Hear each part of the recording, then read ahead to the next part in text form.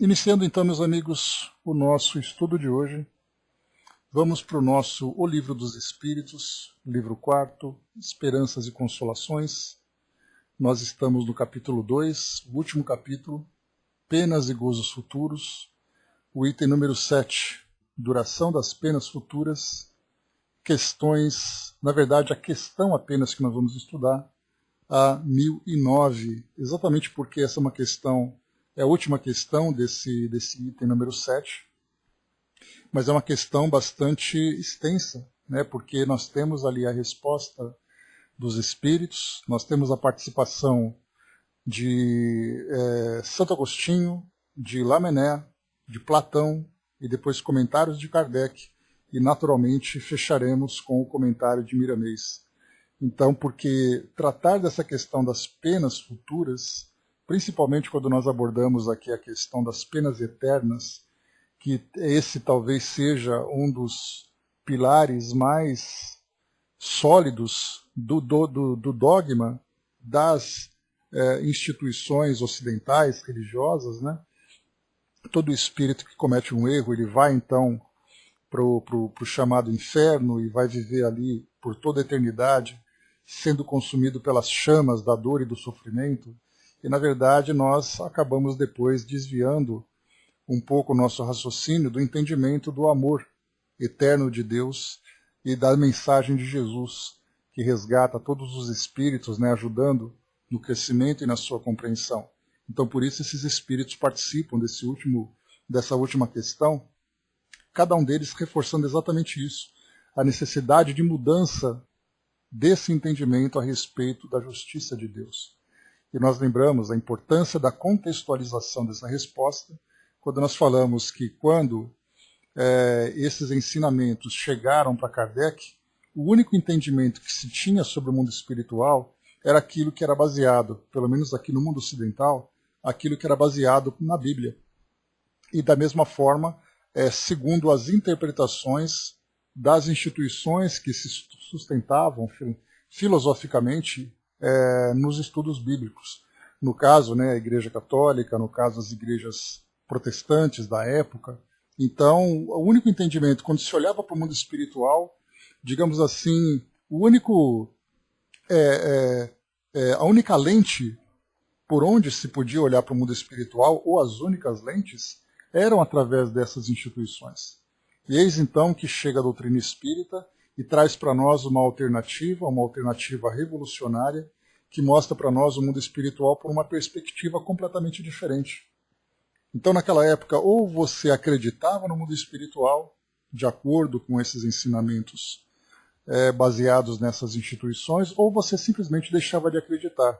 Por isso, então, no momento em que o espiritismo chegou, naquele período pós-revolução, onde a filosofia estava muito presente, o iluminismo trazendo ali uma nova visão para a ideia das pessoas, então nós vimos ali que ou você acreditava ou você não acreditava. Então faltava ali uma nova perspectiva para que você visse o mundo espiritual de uma forma diferente, né?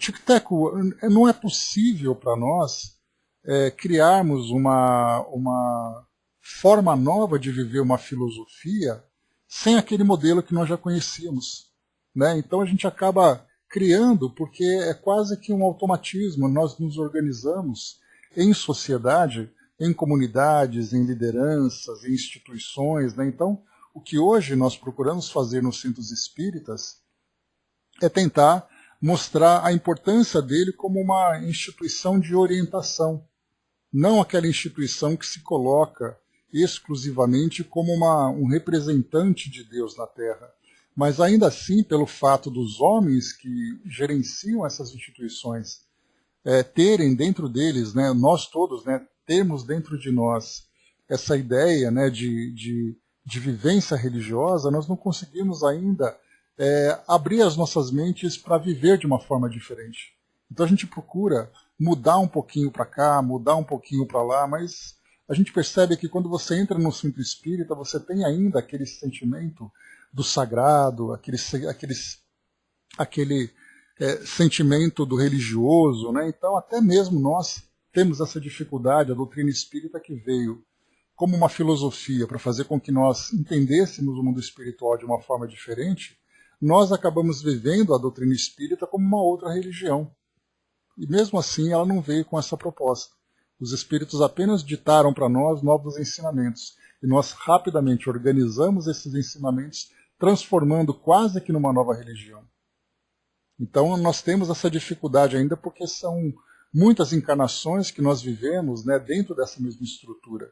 Seria como se nós fizéssemos a reorganização da nossa sociedade. Como é que a gente vai criar uma nova sociedade, como lembra ali, por exemplo, né, dois grandes poetas, né, John Lennon e também Raul Seixas, né, que um falava de um mundo sem fronteiras, sem religião, sem posses, né, e o Raul Seixas falava para nós de uma sociedade alternativa. Como é que a gente vai criar essas sociedades diferentes desse modelo tradicional se a gente só sabe viver isso? Então nós podemos até apresentar algumas propostas para mudar alguns aspectos, mas inevitavelmente a gente acaba caindo nessa mesma situação. A gente vê até sistemas de governos que foram criados no passado, né? Então a ideia do socialismo, a ideia do capitalismo, todo mundo trazendo uma proposta para mudar a vida das pessoas. O que aconteceu? Os homens fizeram dessas mesmas instituições, dessas mesmas linhas de pensamento, fizeram com que elas se tornassem instrumentos de poder, instrumentos de controle da sociedade. Então é que nós não conseguimos viver de uma forma diferente. Essa é a dificuldade, né? Então, exatamente, aos poucos que nós vamos promovendo essa transformação, elas não vão acontecendo de uma hora para outra. Tanto é assim que a gente percebe que no século retrasado, no século passado, nós percebemos as mudanças no modo de viver. E nós aqui estamos vivendo mais uma forma de nos organizarmos dentro da sociedade. Nas próximas gerações teremos outras e outras e outras. Chegarmos de fato na condição de um mundo de provas, no mundo de regeneração, onde as pessoas viverão de um modo diferente. Mas não podemos esperar algo diferente em espíritos que continuam ainda sendo os mesmos. Né?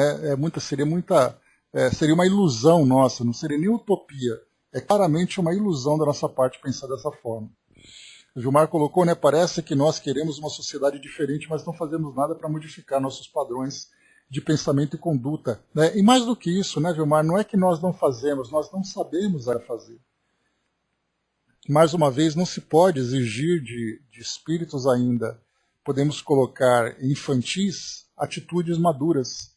Por isso, então, nós temos nessas gerações que vão se sucedendo, espíritos de maior conhecimento reencarnando entre nós, entre aspas, nos contaminar com novas ideias, com novos sentimentos, com novos valores. Então, esse intercâmbio contínuo com o plano espiritual, e agora acontecendo de um modo muito mais ostensivo, os espíritos já não têm mais aquele constrangimento de se esconder, como aconteceu no passado, porque isso gerava uma série de repercussões negativas. Hoje não, hoje a doutrina espírita mostra essa realidade, e você aceitando ou não, condenando ou não, os espíritos estão se fazendo presentes em todos os ambientes, não apenas um ambiente espírita.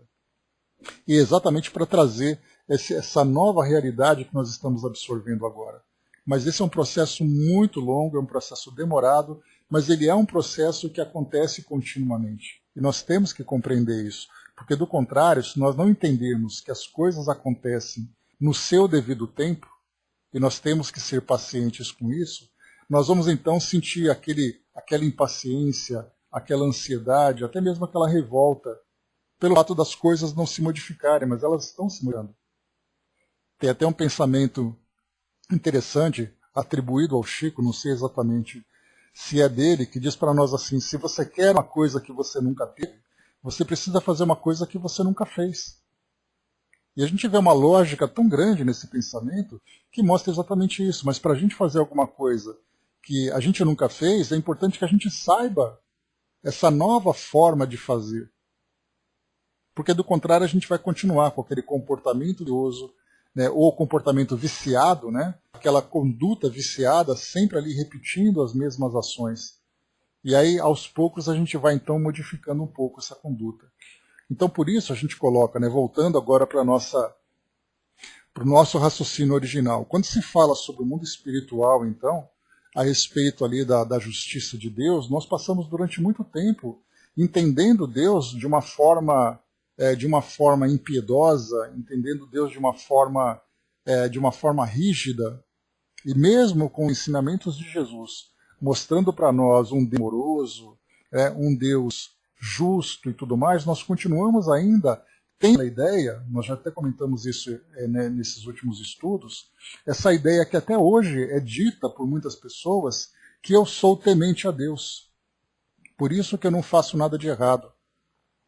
Ou seja, nós pensamos em Deus ainda, naquele Deus cruel, aquele Deus rigoroso que quer realmente punir ali os pecadores e privilegiar aqueles que são os seus verdadeiros adoradores, sendo que nós agora, quando nós começamos a estudar então aquilo que a doutrina nos passa, não por ser o ensinamento da doutrina, porque ela apenas fala aquilo que já existe, né? Ela não traz para nós nenhum pensamento diferente da própria justiça divina, mas ela mostra que cada espírito tem o seu tempo, cada comunidade é formada por espíritos, nos seus mais variados graus de evolução, e, portanto, esses espíritos estão sujeitos a cometerem equívocos, porque, lembre do pensamento do filme que eu falei para vocês, né?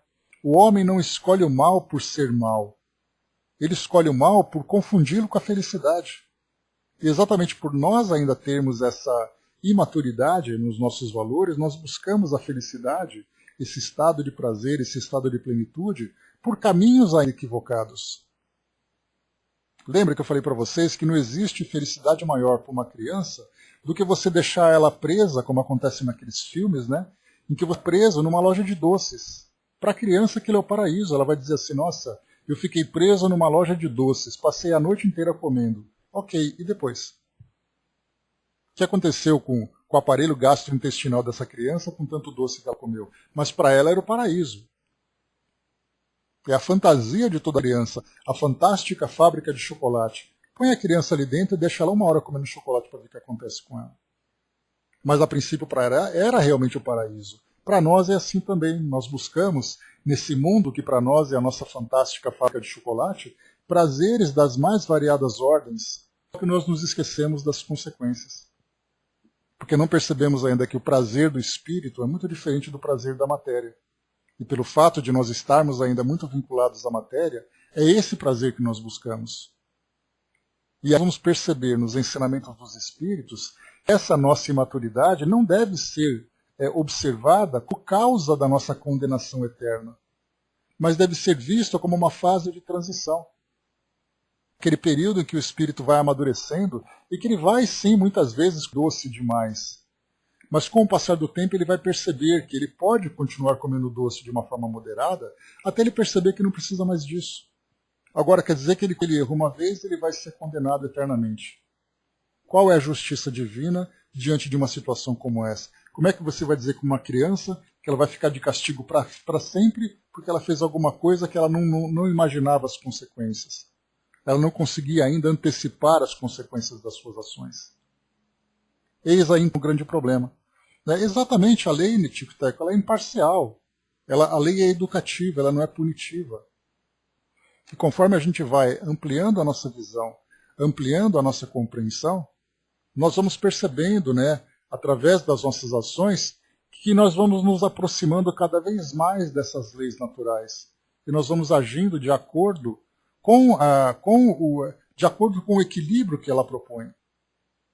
Porque a lei serve para equilibrar. Se nós agirmos de uma forma desequilibrada, naturalmente nós seremos chamados de volta, até atingirmos esse equilíbrio.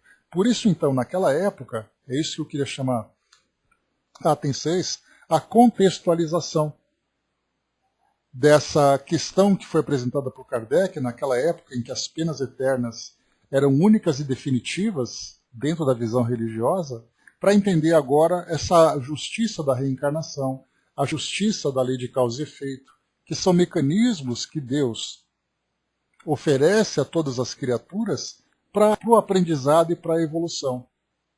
Nós conhecemos na teoria, mas ainda somos vacilantes na sua prática. Então vamos lá. Percebemos aqui então essa questão, vamos aqui na questão 1009, nós estudamos a 1008, e faremos aqui uma breve recapitulação dela. Deixa eu pegar aqui rapidamente, só um instante. Está aqui. Nós vimos então na questão 1007, né? Primeiramente, há espíritos que jamais se arrependem. Há espíritos cujo arrependimento é tardio, mas pretender que jamais se melhorem seria negar a lei do progresso e dizer que a criança não pode tornar-se adulto. Aqui São Luís, que se dedicou a várias questões, né? Então ele respondeu aqui, Kardec colocou a assinatura dele, em praticamente aqui todas as questões dessa questão das penas futuras. Na 1004, que fala o que determina a duração do sofrimento do culpado, São Luís responde. A duração dos sofrimentos do espírito pode ser eterna? São Luís responde. E aí ele coloca, inclusive, né, dentro daquela visão que eu passei para vocês, né, de Vinícius de Moraes, que o sofrimento é eterno enquanto ele dura. No momento em que o espírito muda, ele para de acontecer. Depois aqui, há espíritos que jamais se arrependem? São Luís respondeu aqui, né? Depois na 1008 também São Luís, e depois na 1009 também. A duração das penas depende sempre da vontade do espírito, não existindo as que lhes são impostas por um determinado tempo. Aí nós comentamos, né, inclusive trouxe para vocês aqui algumas duas passagens, né, do livro O Céu e o Inferno, dos criminosos arrependidos e também dos espíritos endurecidos. Então eu trouxe ali duas entrevistas que Kardec apresentou, dois trechinhos, né, que falava sobre os espíritos que, um deles, né, no caso, o assassino de Castelnaudary, que nós vimos, ele dizia, né, que ficou preso naquele local onde ele cometeu aquele crime e depois, com o passar do tempo, conforme ele foi recobrando ali um certo equilíbrio, ele começou a receber permissão para sair do lugar. Ou seja, se ele recebeu permissão, quer dizer, pela própria lógica, que anteriormente ele não tinha essa permissão. E a pergunta é, quem que não permitia que ele saísse? Nesse caso, então, nós vemos ali que essa pena foi imposta. É uma forma de aprendizado para o espírito. Então, aqui, quando Kardec perguntou, São Luís colocou, né, que, sim, há penas que lhe podem ser impostas por determinado tempo. Mas Deus, que não deseja senão o bem de suas criaturas, aceita sempre o arrependimento. E o desejo de se melhorar nunca é estéril. Então a gente percebe que essa palavra arrependimento, no que diz respeito aos sofrimentos futuros, é uma palavra-chave, é uma palavra fundamental. No momento em que o espírito se arrepende, ele inicia em si mesmo um processo de transformação. E já que essa pena que ele sofre acaba sendo uma consequência do seu próprio estado evolutivo, e ele então se arrepende e trabalha por essa transformação, ele começa também a mudar as características desse sofrimento no plano espiritual. Ele deixa de ser aquele sofrimento que tem aquela característica de castigo que ele impõe a si mesmo, com aquele sofrimento que vem do drama da sua consciência, que na verdade é para ele um estímulo de transformação. E Kardec, então, na 1009, que é exatamente a questão que nós vamos entrar agora, ele coloca, então, muito bem, então se há aquelas penas que são impostas e tudo mais, ele coloca, segundo isso, as penas impostas jamais seriam eternas? Ou seja, né, se alguém vai castigar, se existe ali um castigo para o culpado, que é imposto a esse culpado, esse castigo é eterno? E aí então nós vamos entrar agora numa parte bastante filosófica, né? Como eu coloquei para vocês, nós temos aqui a resposta de Santo Agostinho, temos a resposta de Lamennais e temos a resposta também de Platão. Antes, aqui, só para a gente poder fazer um parêntese, Santo Agostinho vai trazer para nós. Nós estudamos um pouco sobre ele na história do Espiritismo, lá no domingo, né, que o Flávio fez esse item falando sobre a história de Santo Agostinho, que ele foi, né, uma das grandes personagens que trabalhou pela fundação da Igreja Católica lá no século IV, século V, né, e ele trouxe ali essa parte filosófica para o cristianismo no mundo ocidental. E aí então vamos ver aqui qual a importância dele. Eu estou aqui então na página da Federação Espírita do Paraná, que aliás eu recomendo para vocês, porque eles têm aqui um acervo bibliográfico, ou um acervo biográfico de várias personalidades, né, da doutrina espírita. Então é só vocês acessarem feparaná.com.br e aí vocês vão encontrar então toda a parte das biografias. Então nós temos aqui Santo Agostinho. Vamos conhecer um pouco dessa personagem, depois a gente volta para a filosofia. Agostinho nasceu em 13 de novembro de 354, portanto século IV, né? Em Tagaste, pequena cidade atual da Argélia. Na cidade natal transcorreram sua infância e juventude num ambiente limitado de um povoado perdido entre montanhas. Dá para a gente imaginar, né? No século IV, na Argélia, que fica no norte da África, um povoado perdido no meio das montanhas. Dá para a gente ter uma ideia do que é viver num lugar como esse, naquele período ainda por cima? Talhado para a oratória, ele lê e decora trechos de poetas e prosadores latinos. Aprende elementos de música, física e matemática. Em Cartago, lá lembra, né, no norte da África, que nós tivemos ali naquele período dos romanos e tudo mais, né? Espartacus, né, aquele escravo, né, que liderou ali uma grande revolta dos escravos contra o Império Romano, que acabou sendo depois abafada, né? Mas Cartago teve esse grande destaque. Em Cartago fez seus estudos superiores e ali também entrou em contato com a alegria e o esplendor das cerimônias em honra aos deuses protetores do Império. Embora seja descrito como um jovem ponderado, dedicado aos livros, ele confessa que amar e ser amado era uma coisa deliciosa. Ele passou a viver com uma mulher a quem foi fiel, tendo se tornado pai em 373 com apenas 19 anos. Seu filho, de nome Adeodato, morreria aos 17.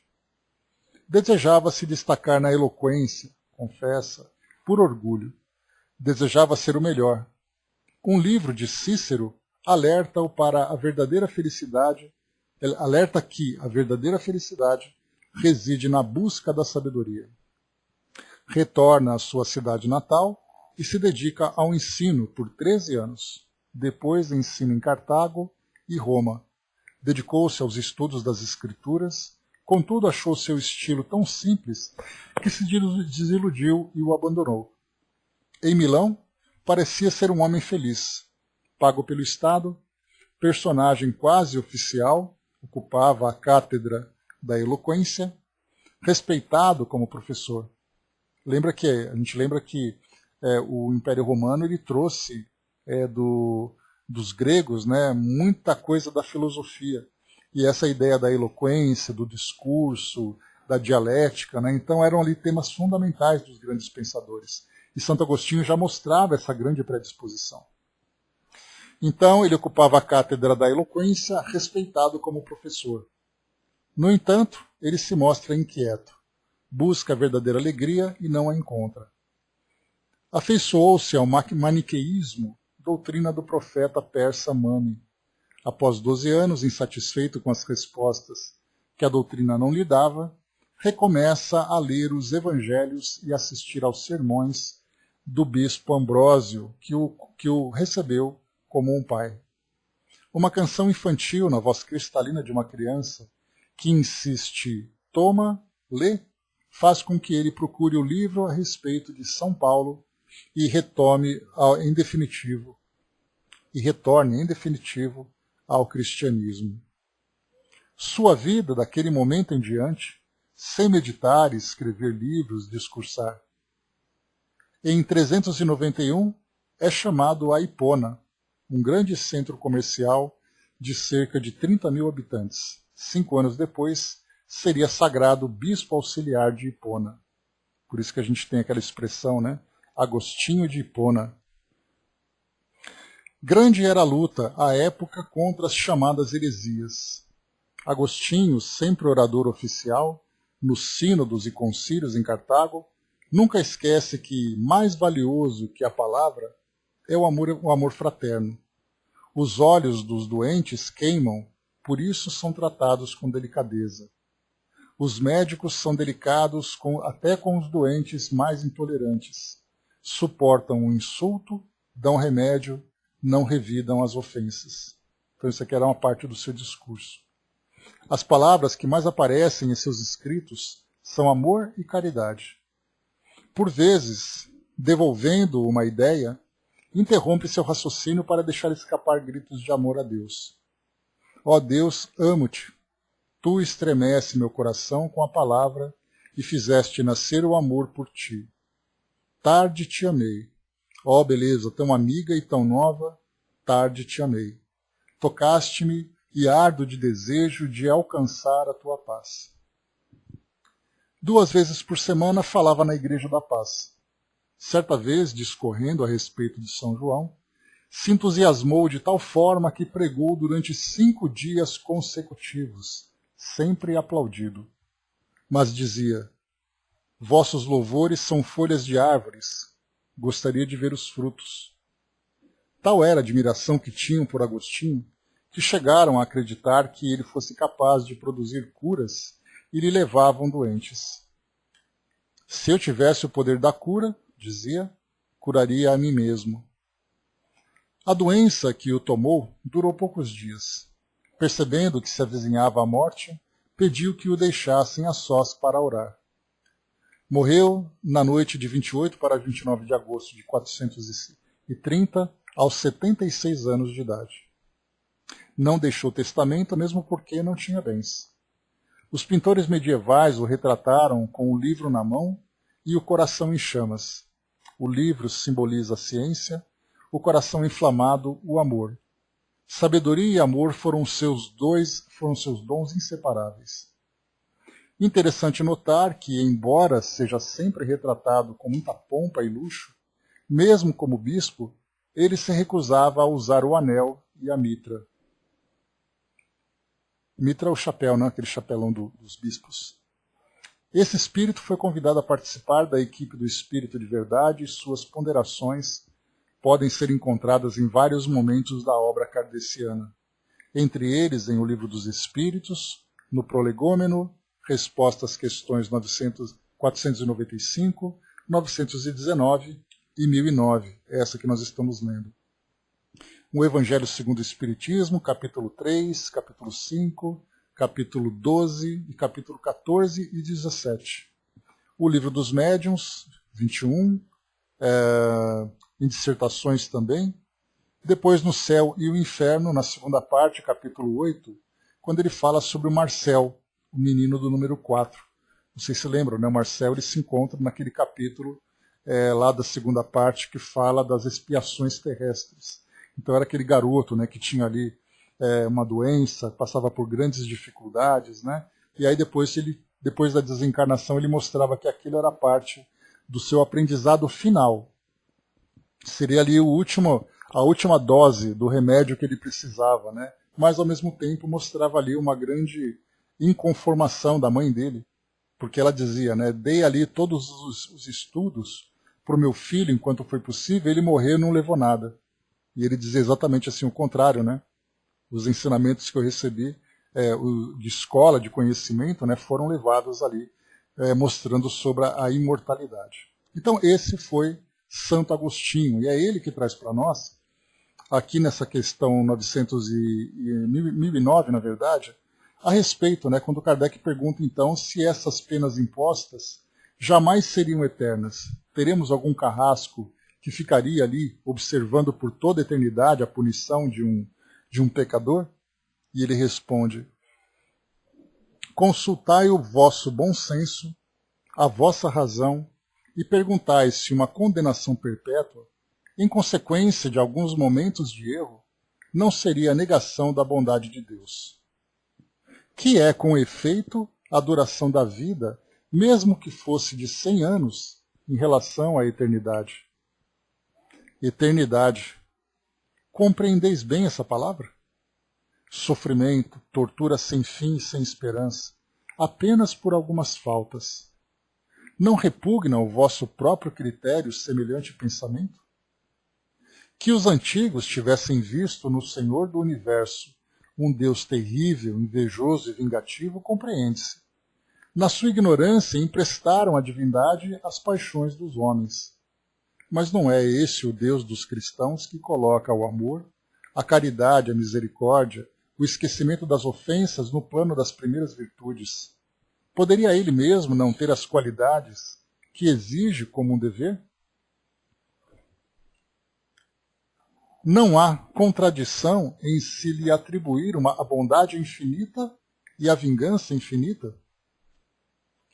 Dizeis que justiça não exclui a bondade, e Deus não seria bom se destinasse às penas horríveis e perpétuas a maioria das suas criaturas. Poderia fazer da justiça uma obrigação para seus filhos, se não lhes desse os meios de a compreender? Aliás, não é sublime a justiça unida à bondade, que faz a duração das penas depender dos esforços do culpado para se melhorar? Nisto se encontra a verdade do preceito, a cada um segundo suas obras. Então aqui assina Santo Agostinho, né, trazendo para nós então essas questões simples e básicas, né? E são perguntas tão óbvias, são perguntas tão simples, que somente de nós pensarmos na resposta já faz com que nós simplesmente nos distanciemos dessa ideia das penas eternas. De pensar em Deus que é bondade infinita, ao mesmo tempo é aquele cruel carrasco infinito. É aquele Deus que traz para nós toda a justiça baseada no amor, e ao mesmo tempo é aquele Deus que renega o culpado, que renega o condenado a um sofrimento eterno. Então, fazendo essa comparação, nós rapidamente já refutamos qualquer ideia a respeito dessas penas eternas. Até porque, como a gente já conversou anteriormente, a gente lembra que discutir sobre penas eternas não basta apenas fazer essas perguntas. É necessário nós pensarmos, bom, se então Deus não impõe ao culpado, ao pecador, né, como é chamado, essas penas eternas, que mecanismo que ele utiliza para educar esse pecador? E é então que nós vamos pegar todos os outros fundamentos que nós já estudamos, né, falando sobre as leis naturais, falando sobre, dentre essas leis, né, a lei de causa e efeito, falando sobre a reencarnação, que já é o suficiente para nós percebermos que esse mecanismo de corrigenda e de incentivo para que os espíritos, então, se transformem, é muito mais prática, muito mais lógica do que simplesmente renegar esse espírito, tirando dele qualquer esperança de crescimento. Então a gente lembra, né, que aquela palavra-chave, o arrependimento, ela pode vir rapidamente após o espírito, então, se desviar desse caminho do equilíbrio, ou pode ser ali um arrependimento tardio. Mas o que nós percebemos, então, nesse ensinamento é que tudo vai depender do próprio indivíduo. Por isso, Santo Agostinho ele fecha aqui nesse final, a cada um segundo suas obras.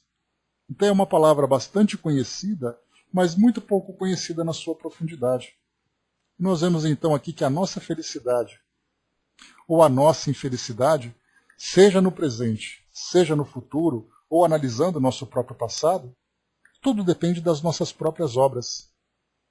Não existe ali uma seleção para dizer quem será privilegiado e quem será renegado.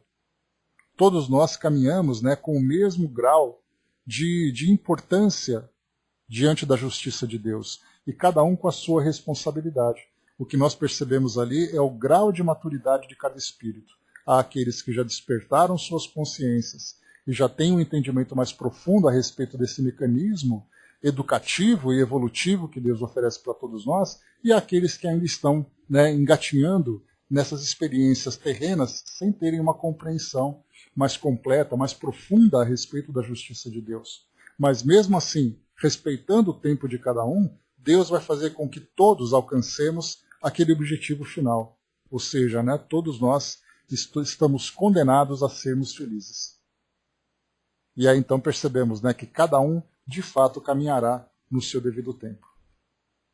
Seguindo ainda, né, essas respostas que nós temos aqui, Após Santo Agostinho, nós vamos chegar em Lamennais. E por isso, então, nós vamos conhecer um pouco da biografia desse outro grande nome dos pensadores, né, que participaram da formação do Espiritismo. Então, o nome dele é Félicité Robert de Lamennais. Nascido em uma família burguesa, em 19 de junho de 1782, século XVIII, portanto, em Saint-Malo, na França, foi brilhante escritor, tornando-se uma figura influente e controversa na história da Igreja francesa. Aqui também vale a gente lembrar, né, que é bastante comum a gente ter aquela preocupação, né, que a doutrina espírita foi escrita por espíritos espíritas. E a gente começa a conhecer um pouquinho dessas personagens, e aí então nós vemos ali que a grande maioria era religioso, né, e não era espírita. Então, quer dizer, você dizer que a doutrina espírita foi fundada por espíritas, na verdade é um grande equívoco. Foi simplesmente fundada por pensadores, por espíritos que têm um grande conhecimento a respeito das leis de Deus e, portanto, participaram. Adoram isso, Tico Teco, adora isso. Quer provocar um assunto bem caloroso, é só soltar uma dessa. Mas vamos em frente, né? Com seu irmão Jean, concebeu a ideia de reviver o catolicismo romano como uma chave para a regeneração social. Chegaram a esboçar um programa de reforma em sua obra Reflexões do Estado da Igreja, no ano de 1808. Percebamos aqui, né, que ele é contemporâneo de Kardec, né? Então Kardec nascia em 1804, Lamennais em 1808 estava lançando ali um livro importante de reflexões. 5 anos mais tarde, no auge do conflito entre Napoleão e o papado, os irmãos produziram uma defesa do ultramontanismo, doutrina e política dos católicos franceses, que buscavam inspiração na Cúria Romana, defendendo a autoridade absoluta do Papa em matéria de fé e disciplina. Esse livro valeu a Lamennais um conflito com o imperador, ocasionando sua fuga para a Inglaterra rapidamente no ano de 1815. Aqui também um detalhe histórico que é importante observar. Eu cheguei até a falar sobre isso nesse último domingo, estudando um pouquinho sobre a vida de São Francisco de Assis, lá no nosso História do Espiritismo, e aí então eu comentava, né, que São Francisco de Assis, assim como outras personagens, de uma forma ou de outra, embora agisse, viu, né, Dudu? Irmão Lua, ou tem um documentário dele, né? Mas o interessante é que a gente percebe é que como esses indivíduos, né, essas personalidades que se destacavam assim na igreja, de uma forma ou de outra acabavam se envolvendo na política de Estado, né, ou interferindo na igreja. Então não era uma convivência pacífica. Muitas vezes tinha ali que entrar em discussões com lideranças, com políticos, com governantes, né? E Lamennais, nada mais, nada menos, entrou em atrito com Napoleão Bonaparte. Simplesmente isso. Porque ele defendia, nesse caso, a autoridade papal. Exatamente porque, na sua visão, como nós vimos aqui, a autoridade absoluta do Papa em matéria de fé e disciplina. E aí, mesmo assim, a gente percebe que ele, então, dedicado ao trabalho religioso da Igreja Católica, acabava também ali aceitando a autoridade papal, nessa autoridade absoluta de fé e disciplina, mesmo diante, né, de tantos equívocos que marcam a história do papado dentro da Igreja. Nós tivemos política, nós tivemos guerra, né, nós estudamos, inclusive, lá no século XII, na época de Francisco de Assis, quantos problemas ali houve, né, entre Igreja, entre Estado, entre nações de um modo geral. E aqui Lamennais defendia a autoridade absoluta do Papa, exatamente porque ele era devoto, né, da fé católica. E continua. Bom dia, Cleo. Um ano depois, com seus 34 anos de idade, Lamennais retorna a Paris e é ordenado padre. Escritor fluente, político e filósofo, ele se esforçava para combinar a política liberal com o catolicismo romano, depois da Revolução Francesa. Isso já em 1817, publicou ensaios sobre a indiferença em matéria de religião, considerada em suas relações com a ordem política e civil, além de uma tradução da Imitação de Jesus Cristo. O livro Ensaios lhe valeu fama imediata. Nele, Lamennais argumentava a respeito da necessidade da religião, baseando seus apelos na autoridade da tradição e a razão geral da humanidade, em vez de o individualismo do julgamento privado.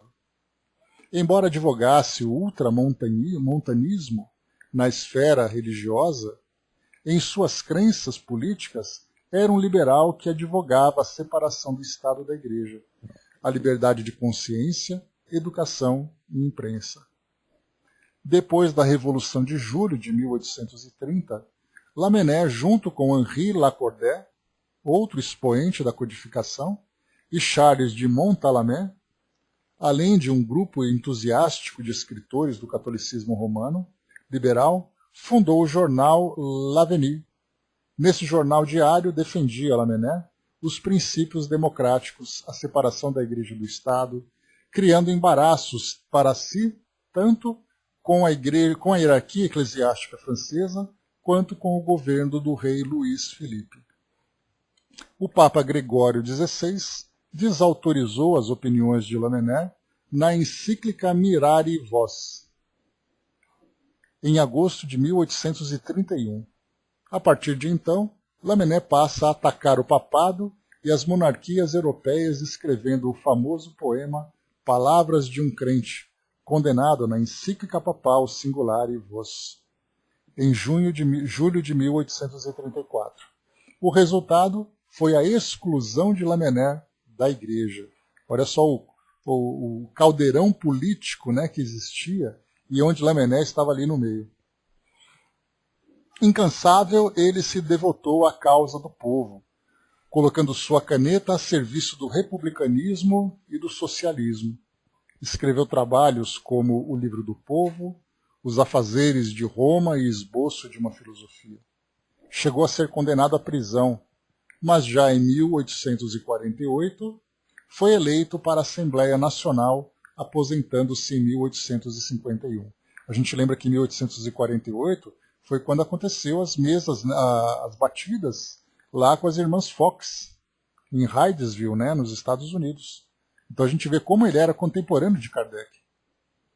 Por ocasião da sua morte, em Paris, 27 de fevereiro de 1854, Kardec já estava começando a ter contato com as mesas girantes aqui nessa época. Lembrando que em 55 ele começou a fazer pesquisas e em 57 ele lançou o Livro dos Espíritos, né? Não desejando se reconciliar com a Igreja, foi sepultado em uma cova de indigentes. No mundo espiritual, não permaneceu ocioso. Eis que em O Livro dos Espíritos, na pergunta de número 1009, encontra-se uma mensagem de sua lavra, ilustrando a resposta.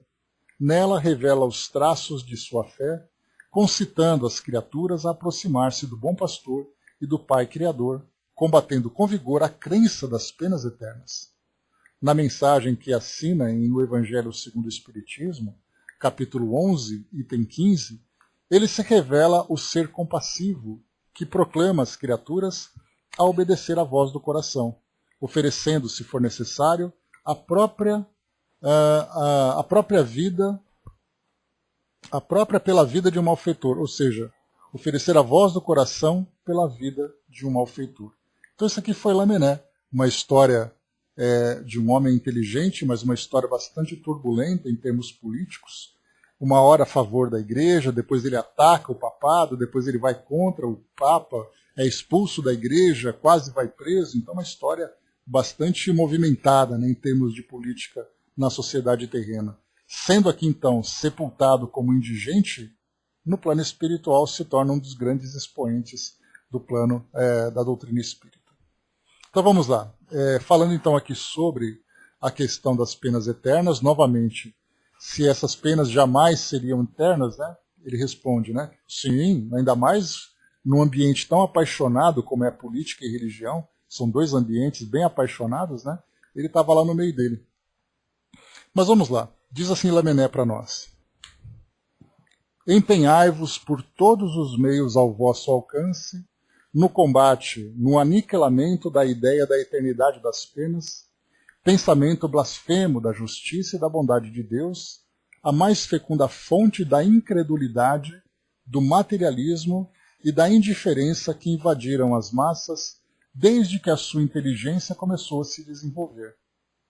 Nesse primeiro trecho, então, aqui, ele começa a apresentar para nós que basta um raciocínio simples que a gente percebe, por mais que se creia, né, nas bases filosóficas apresentadas pelas instituições tradicionais aqui do Ocidente, você pensar naquela ideia do inferno, do diabo, das penas eternas, costumam ser, né, esses itens, elementos de descrença. As pessoas têm uma grande dificuldade. Como é que você pode imaginar, por exemplo, uma mãe pensar ali que o filho, que pode ter cometido crimes, pode ter passado ali por situações variadas, né, sendo considerado um pecador, essa mãe simplesmente admitir que o filho vai ser punido por toda a eternidade. No caso, que no passado era assim, né, quando uma pessoa cometia o suicídio, ela não podia ser sepultada em terra sagrada porque ela estava definitivamente condenada ao sofrimento por toda a eternidade. Então, na verdade, esse era um tipo de questão que sempre fez com que as pessoas duvidassem dessa base dogmática da igreja, né? Então, por isso aqui o próprio Lamennais coloca isso também. Fonte da incredulidade, do materialismo e da indiferença. O espírito prestes a se esclarecer, ou ainda em vias de o fazer, bem logo compreendeu a monstruosa injustiça. Sua razão a repele, e então raramente deixa de confundir numa mesma condenação a pena que o revolta e o Deus a que é atribuída. Disso decorrem os males sem conta que recaíram sobre vós e para os quais viemos trazer remédio. A tarefa que vos assinalamos será tanto mais fácil quanto as autoridades em que se apoiam os defensores dessa crença evitaram de se pronunciar de modo formal. Nem os concílios, nem os pais da Igreja decidiram de maneira absoluta essa grave questão. Se, de acordo com os próprios evangelistas, tomando-se ao pé da letra as palavras alegóricas, o Cristo ameaçou os culpados com o fogo que não se extingue, com o fogo eterno. Entretanto, nada existe nessas palavras que provem tê-los condenado eternamente. Pobres ovelhas desgarradas, sabei ver que o bom pastor se aproxima de vós, e que, longe de querer banir-vos para sempre da sua presença, vem ao nosso encontro para vos reconduzir ao redil. Filhos pródigos, deixai o vosso exílio voluntário, voltai para a morada eterna. O Pai vos abre os braços e está sempre pronto para festejar o vosso retorno à família. Aqui ele faz uma ideia, né, da parábola do filho pródigo, aquele filho, né, que vai buscar ali as aventuras do mundo, e os irmãos que ficaram, então, continuaram com o pai. Quando o filho volta, o pai ali faz aquela grande festa, e os filhos perguntam, né, mas nós que estivemos aqui do seu lado não tivemos festa? Por que ele merece essa festa? Porque ele voltou para o lar. Né? Então esse foi o grande ensinamento. Não foi essa a ideia passada pelo ensino antigo. Né? São as interpretações da Tico Teco. Nós temos ali textos que são bastante alegóricos, eles permitem ali uma grande gama de interpretações, né? E cada um interpreta de acordo com o seu estado de espírito. Nós temos aqueles que são os mais radicais e que atacam e condenam aqueles que pecam contra Deus, e eles utilizam uma interpretação voltada para esse lado. Há aqueles que são mais brandos e compreendem, fazem uma outra interpretação. Então todo texto que não é claro e que é interpretativo, ele leva por esses caminhos diferentes. E finalmente aqui, né, finalmente nada, né, nós temos mais dois ainda, né, temos Paulo, temos Platão, e depois temos Paulo o apóstolo. Platão, aqui seguindo para nós essa descrição também da biografia, é colocado para nós, né? Platão, então, lá da época dos gregos. né, vivendo ali no século V a.C. É pelos frutos que se conhece a árvore. Toda ação deve ser qualificada pelo que produz. Qualificá-la de má, quando dela provém ao mal, de boa, quando dê origem ao bem. Então, quando a gente fala, né, lá nos textos antigos, né, do Evangelho, né, que fala para nós, né, que conheceis a árvore pelo fruto, Platão já dizia isso 5 séculos antes. Essas palavras bem podem soar, para quem já leu o Evangelho, como palavras textuais do Senhor Jesus. Contudo, foram anotadas e dadas ao mundo séculos antes de Jesus por Platão, filósofo grego, discípulo de Sócrates. Seu nascimento data de 428 ou 427 a.C., na cidade de Atenas, na Grécia. Pertencente à sociedade aristocrata, em torno dos seus 20 anos conheceu e tornou-se amigo do filósofo Sócrates, a quem acompanhou até os seus últimos dias e de quem anotou os ensinos graças ao que nos chegam aos dias atuais. Empreendeu viagem ao Egito e à Itália meridional. Na Sicília, frequentou a corte de um tirano de Siracusa, de nome Dionísio. Desejando influir na política da cidade, terminou por se incompatibilizar com Dionísio, que o mandou vender como escravo na ilha de Égina, que se achava em guerra com Atenas. Resgatado, retornou para sua cidade natal, onde, em torno de seus 40 anos, fundou a Academia, na qual ensinou até o final dos seus dias terrenos. Aqui a gente vê, né, quando ele funda a Academia para tratar de filosofia, aqui nós vemos então a origem, né, dos estudos superiores, digamos assim, que seriam ali as nossas universidades. Fácil de se entender porque ele e Sócrates são considerados precursores da ideia cristã e do espiritismo, bastando se leiam alguns dos seus escritos. A obra kardeciana, o Evangelho segundo o Espiritismo, apresenta pequenos trechos que se referem ao conceito dos dois filósofos gregos a respeito da alma, seu progresso, a reencarnação, o mundo espiritual e seus habitantes, bem assim a respeito das mais excelsas virtudes, exatamente traçando um paralelo entre aquelas ideias, as do Cristo e, por consequência, os princípios fundamentais do Espiritismo. Então vejamos, né, 5 séculos antes de Cristo, a alma, o progresso da alma, a reencarnação, o mundo espiritual e os habitantes desse mundo eram temas já tratados pela filosofia grega. Então a gente vê que esses ensinamentos datam, né, de tempos lá bem antigos e não são ideias novas. Considerado um dos filósofos mais influentes de todos os tempos, pois que seu pensamento dominou a filosofia cristã antiga e medieval, seus escritos nos legaram o pensamento socrático, bem assim os relatos comoventes dos últimos dias de seu mestre. Criador pessoal ainda do diálogo filosófico, espécie de drama de ideias. Sua obra O Banquete é considerada uma das maiores da literatura antiga. Como poeta, seu estilo é o ponto mais alto da prosa grega e o demonstra nos seus poemas em prosa do mito da caverna, da Atlântida e a de Eros. Olha aí, Brás, você que gosta de Atlântida, já falava aqui Platão sobre isso.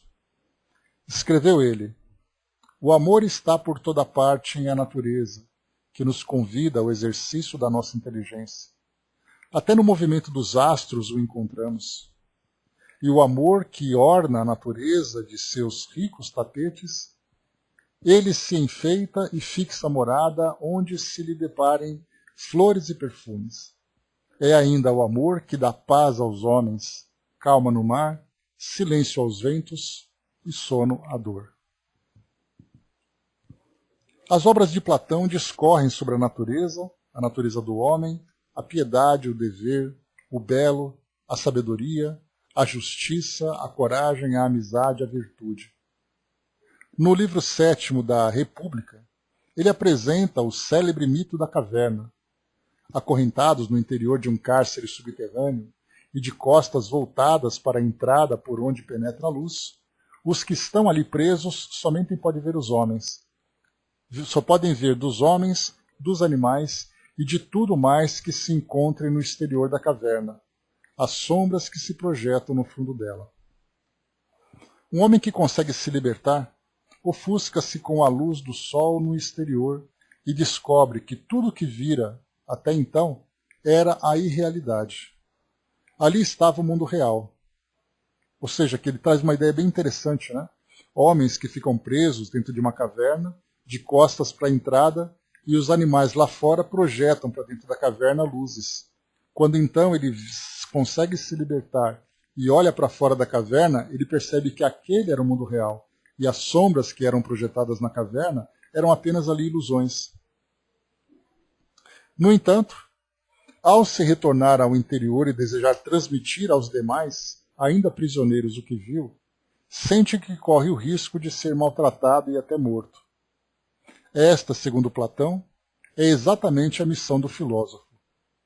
E aqui a gente percebe que esse conceito da doutrina espírita ele é bem interessante, né? Porque enquanto você vive aqui no mundo, você acha que essa é a realidade. Aí você passa a conhecer o mundo espiritual, e aí então quando você volta para contar para aqueles que estão aqui no mundo sobre o mundo espiritual, você é tratado de louco, pode ser maltratado e até morto, né? Como diz aqui Platão. Então essa é a missão do filósofo.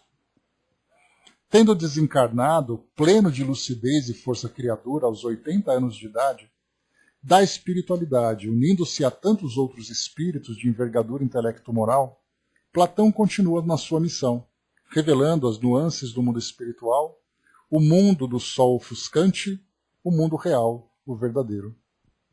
Então esse sol ofuscante, Kardec inclusive recebe muitas vezes como resposta, ou ele mesmo comenta, que a verdade, né, ela deve chegar aos poucos, porque a verdade que vem de uma vez, ela pode cegar os homens. Então ele faz uma referência exatamente a esse sol ofuscante do mundo real.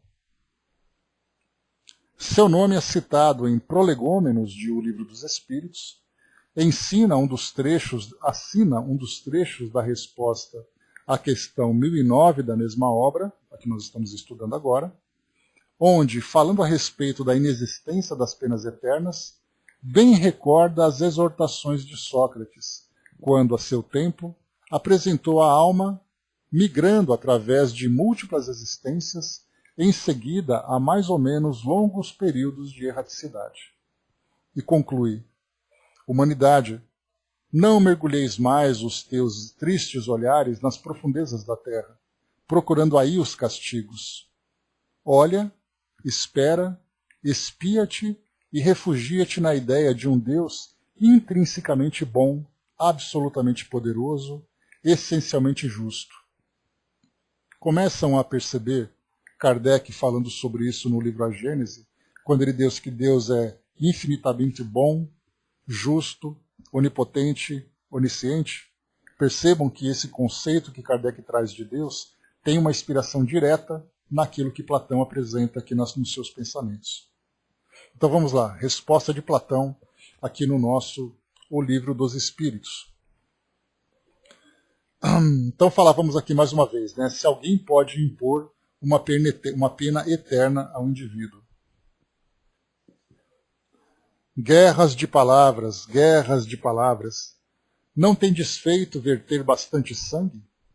Será ainda necessário reacender as fogueiras? Discutem-se as expressões eternidade das penas, eternidade dos castigos. Não sabeis então que aquilo que hoje entendeis por eternidade, os antigos não entendiam da mesma maneira? Que o teólogo consulte as fontes e, como todos vós, descobrirá que o texto hebraico não dava à palavra o mesmo sentido que os gregos, os latinos e os modernos traduziram por penas sem fim e irremissíveis. A eternidade dos castigos corresponde à eternidade do mal.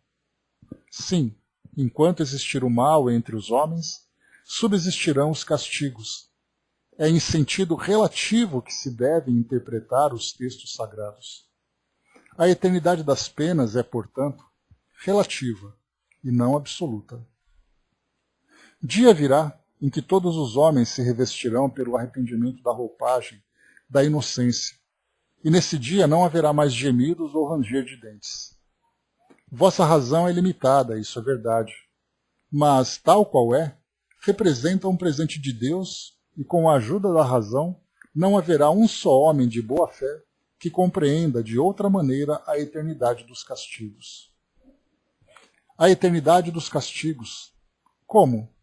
Teríamos então de admitir que o mal fosse eterno, mas só Deus é eterno e não poderia ter criado o mal eterno, pois, se assim não fosse, teríamos que destituí-lo do mais belo dos seus atributos, o soberano poder, porque deixa de ser soberanamente poderoso o que pode criar um demento, destruidor de suas próprias obras. Humanidade, humanidade, não mergulhes mais o teu sombrio olhar nas profundezas da terra, buscando os castigos. Chora, espera, espia e refugia-te no pensamento de um Deus infinitamente bom, absolutamente poderoso e essencialmente justo.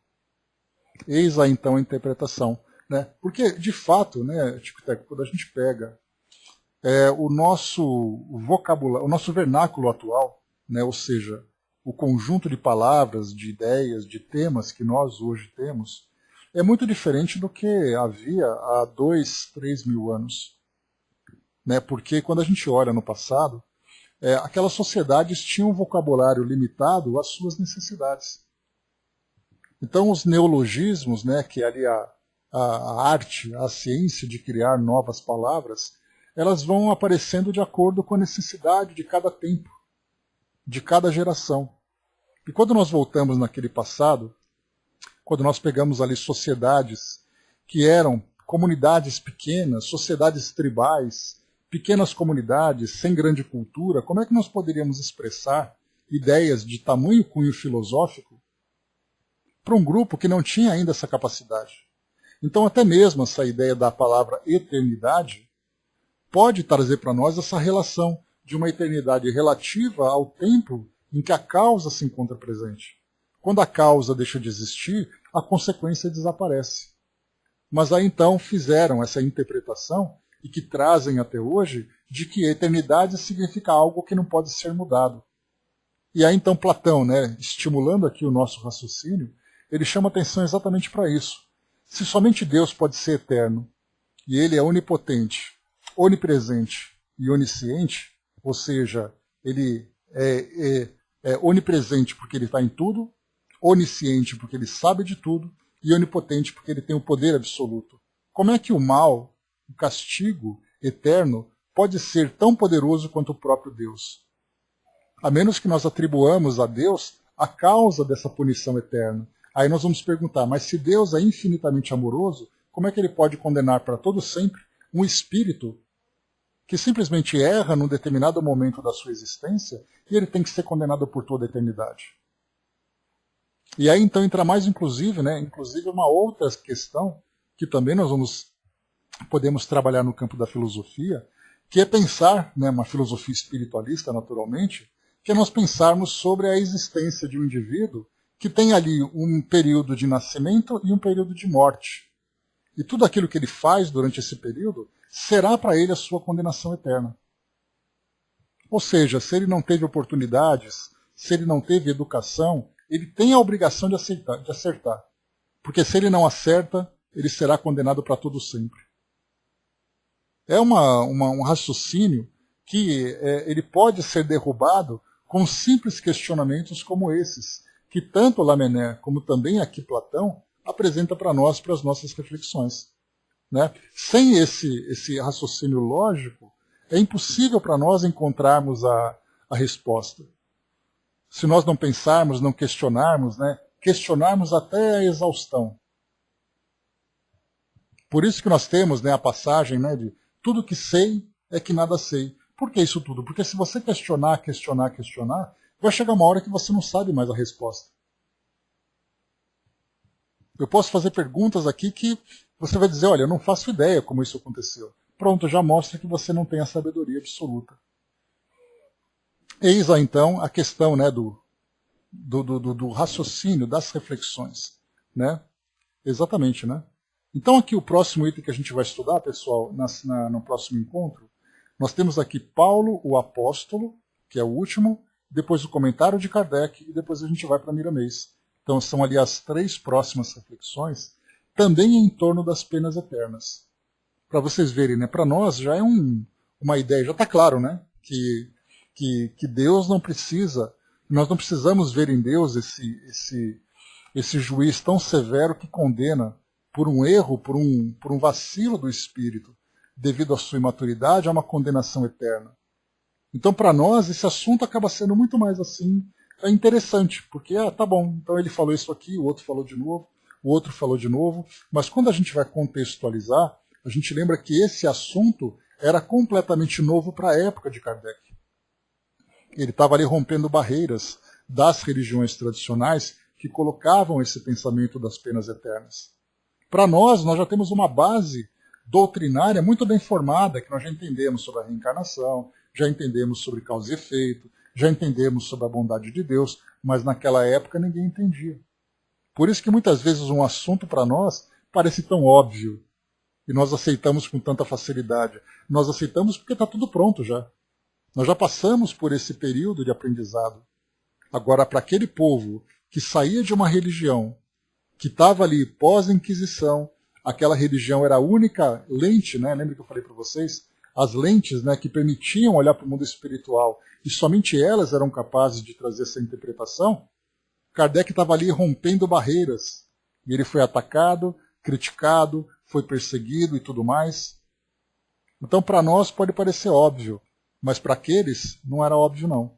E assim como para hoje, para aqueles que ainda estão em outras religiões, ou trazem ainda essas ideias ainda bastante cristalizadas, esses pensamentos precisam ser ali martelados, trabalhados para quebrar, para modificar esse modo de pensar. Se você vai num templo religioso e você fala assim, pessoal, esquece tudo isso de inferno, que o espírito vai construir aquilo de acordo com as suas obras. E a resposta é, não, está escrito na Bíblia que é assim. E aí vem a questão da interpretação também. Muito bem, o Dudu trazendo para nós aí uma mensagem dos amigos lá do plano, né? Enquanto isso, a Sonja colocou para nós, Deus não gosta de coisas erradas, né? E só perdoa quem se arrepende do pecado que cometeu, né? Pois é. Deus é um pai amoroso que compreende os tropeços de seus filhos que ainda estão aprendendo a andar. Então, olha só que bacana, nós tivemos duas mensagens chegando aqui instantaneamente para nós. A Angelina trouxe, né? Nas chegadas e saídas da Terra, os seguem rumos da evolução. O conhecimento aprendido não se perderá. Necessário se faz. O homem velho dá lugar ao novo homem que está a surgir. Ideias do passado, sendo boas, serão acrescentadas ao novo ser que será o novo homem. Portanto, aproveitem, não haverá outra oportunidade. Que bacana, muito obrigado pela participação. E Dudu trouxe para nós também aqui biografias e bibliografias. São tantos ensinamentos a nos mostrar que o passado de muitos deve ser mostrado para que o reconhecimento de tantos irmãos na sua vida sofrida ou não, equilibrada ou não, traz uma certeza de que bons amigos que estão inscritos no vocabulário da grandeza de alguns que chegaram ao seu plano para mostrar algo de interessante para muitos que não conhecem a vida passada desses que merecem ser vistos na sua história da sua humanidade. Muito bom receber essas histórias contadas e refletidas de um bom andamento dado ao estudo do dia de hoje. Agradecemos por mais um dia de boas obras mostradas até agora. Nós que agradecemos a presença de vocês. Então, meus amigos, olha só que bacana, né? Então, como eu falei para vocês no início, né? Estudarmos a doutrina espírita sem a participação dos espíritos é apenas aqui as nossas próprias conjecturas, né? Então aqui a gente chega com ilustrações e trazendo para nós tantos ensinamentos importantes. E aqui, meus amigos, Chico Tai colocou para nós, né, lá em Êxodo, capítulo 25, né, só Deus zeloso, sou Deus zeloso, que visito a iniquidade dos pais nos filhos, na terceira, a quarta geração daqueles que me odeiam, né? E ainda assim a gente tem tantas interpretações complicadas a esse respeito, né? Essa passagem aponta o princípio da reencarnação. Pois é, Tiago, depende, porque eu já vi debates calorosos, né, colocando exatamente essa perseguição dos descendentes do indivíduo, e não ele nas próprias gerações que ele vivencia. Como a gente falou, né, as interpretações são realmente complicadas de fazermos, né? Mas é isso, meus amigos. Cravando aqui o nosso horário, encerrando aqui o nosso estudo de hoje. Muita coisa bacana para a gente poder conhecer, né? Como eu falo para vocês, nós fizemos isso, né? Nós tivemos essa prática quando nós estudamos o Evangelho segundo o Espiritismo, lá nas orientações, nas instruções dos Espíritos. Nós tivemos ali cada Espírito trazendo a sua assinatura sobre um pensamento. E nós fomos atrás da biografia desses Espíritos para que nós entendamos, né, que aqueles ensinamentos não eram apenas palavras, ideias soltas, eram conhecimento de causa. Eram espíritos que viveram experiências profundas nesse campo da filosofia e muitas vezes na vida prática e depois tinham ali a autoridade moral para falarem para nós sobre aqueles ensinamentos. Então por isso é importante a gente conhecer a doutrina espírita e também aqueles que trabalham na fundação dessa filosofia. Né? Então por isso a gente vai misturando um pouquinho de reflexão, biografia, bibliografia, como foi trazido pelos amigos espirituais. Né? Então esse é aqui o nosso estudo de hoje.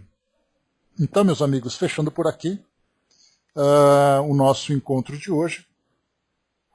Deixa eu ver aqui, né, o sonho colocou para nós, né, aqui de Samuel, 1 Samuel. Não considere sua aparência nem sua altura. O Senhor não vê como o homem vê a aparência, mas o Senhor vê o coração. Né, muito legal. E a gente lembra Erasto, que colocava para nós, né, que Deus nos julga pelas nossas intenções. Ou seja, né, é dentro de nós que está a origem de tudo. E mesmo assim, eterno enquanto durar. Mas aí, meus amigos, encerrando por aqui o nosso encontro de hoje. Mais uma vez, então, nós paramos aqui nessa primeira parte da questão 1009, falando sobre as penas impostas, se elas jamais seriam eternas. Nós vamos então continuar mais uma vez aqui com Paulo, o apóstolo, que nós conhecemos bem, né, a história de Paulo, né, o grande apóstolo de Jesus ali fazendo toda a propagação do cristianismo. Veremos o comentário de Kardec para poder encerrar para nós essas reflexões e depois Miramês, né, o nosso querido orientador aqui também com seus textos tão importantes, nos ajudando nessas interpretações. Então, serão esses 3 textos os nossos roteiros do nosso próximo encontro. A Flor André foi colocada antes para não interromper você. Tranquilo, Dudu. Estou captando aqui os seus sinais. Beleza. Obrigado, então. Ótimo. A grande preocupação que eles têm também aqui com o nosso trabalho, né? Muito bacana. A André colocou, né? Acho o Paulo tão parecido com Santo Agostinho. Olha, Andréia, talvez a importância deles para o cristianismo, sim. Mas o trabalho que eles fizeram foi um trabalho assim... eu acredito, não dá para dizer que quem teve trabalho mais difícil, mas foram 2 trabalhos diferentes. Né? O Paulo ele teve que orientar na fundação de muitas comunidades, enquanto Santo Agostinho já era parte do grupo e ele apenas mudava ali